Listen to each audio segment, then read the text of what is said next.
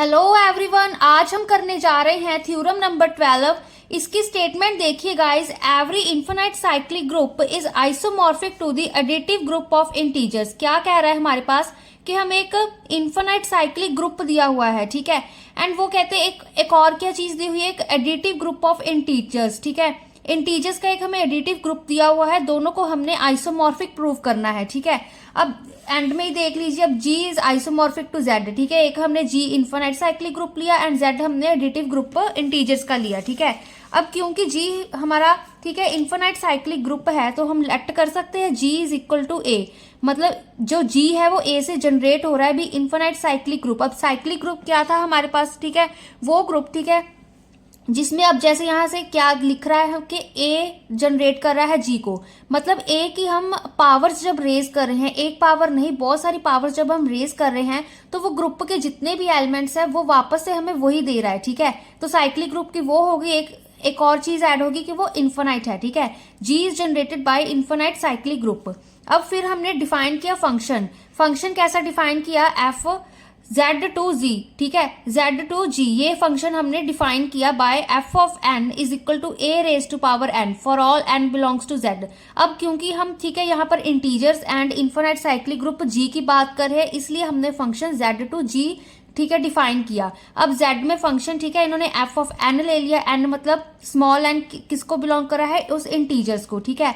And is equal to a n, मतलब वो जब G में हमें देगा, ठीक है, मैपिंग जब हम f ऑफ n करेंगे हमें a raise to power n मिल रहा है, ठीक है। G में किस तरह के एलिमेंट्स है, a raise to power n की टाइप के ही एलिमेंट्स है ना, मतलब a raise to power n कर रहे हैं तो हमें G के एलिमेंट्स मिल रहे हैं, ठीक है।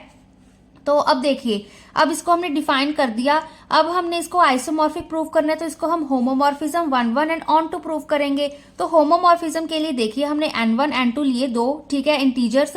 देन हमने उस फंक्शन में उसको यूज किया f of n1 plus n2, ठीक है। अब n1 प्लस n2, अब देखिए गाइज यहाँ पर क्योंकि हम एडिटिव ग्रुप ऑफ इंटीजर्स की बात कर रहे हैं, ठीक है, यहाँ पर हम एडिशन की बात कर रहे हैं, तो f of n1 plus n2 लेके चल रहे हैं यहाँ पर, ठीक है, is equal to a raise to power n1 plus n2, ठीक है। ये चीज आ गई हमारे पास। अब देखो n था यहाँ पे, n की जगह हमने n1 ले लिया, ठीक है, फिर हमने एक n2 ले लिया। अब एडिशन की बात करें तो n1 प्लस n2 बन गया is equal to a raise to power, ठीक है, यहाँ पर भी फिर n की जगह n1 प्लस n2 आ जाएगा।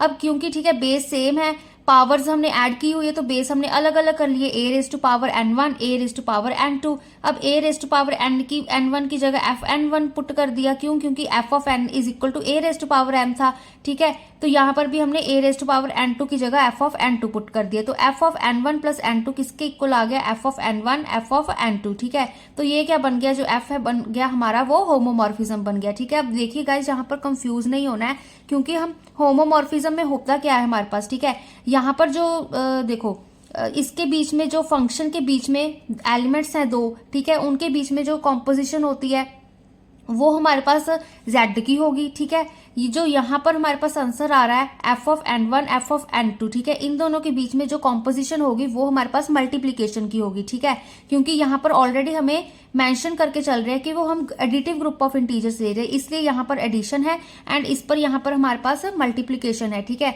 तो ये हम यहाँ पर यही एक थ्योरम आ रही है, यहाँ पर हम डिफरेंट बाइनरी कॉम्पोजिशन यूज कर रहे हैं, ठीक है। तो f हमारा होमोमॉर्फिज्म बन गया। अब f हमारी 1 1 की देखिए, 1 1 में हमने फिर से n1 n2 दो इंटीजर्स लिए, हमने लेट कर लिया कि f ऑफ n1 हमारा f ऑफ n2 के इक्वल है। अगर वो इक्वल है तो हम f ऑफ n1 की वैल्यू हम पुट कर सकते हैं a raise to power n1, f of n2 की value a raise to power n2, ठीक है।